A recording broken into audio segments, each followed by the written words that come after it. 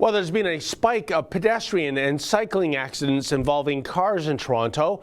So the solution, according to the stats being bandied about by one advocacy group, is to ban cars turning right on a red light.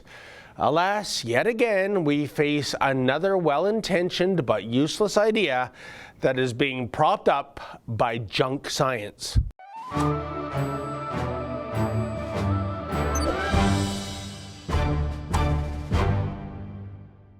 Sadly, there's been an upward blip in the number of traffic deaths in Toronto involving cars colliding with pedestrians and cyclists. So far this year, 18 pedestrians and 4 cyclists have been killed. Every death is tragic, of course, but a coalition of traffic safety advocates is proposing a solution that's not only misguided, but one that will only lead to further traffic congestion. And their whiz-bang idea is this: ban cars from turning right on a red light.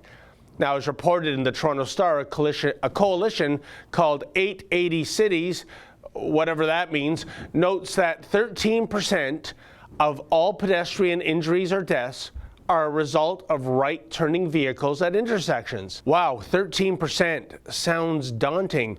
So it goes without saying that banning right turns on red will surely take a bite out of pedestrian and cyclist deaths, right?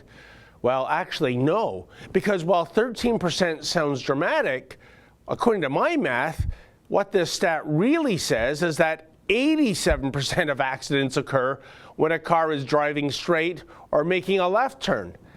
I'm going out on a limb here by assuming precious few accidents occur while a car is driving in reverse on city streets.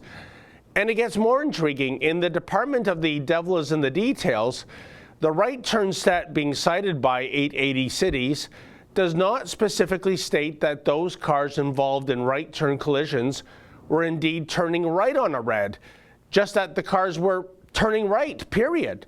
So that 13% figure is further diminished. And while there's certainly a power imbalance when it comes to a car versus a pedestrian or a cyclist, it would be folly to assume that only cars are to blame for such accidents. I frequently drive in downtown Toronto, and I can tell you folks that so many pedestrians simply just don't care about safety anymore.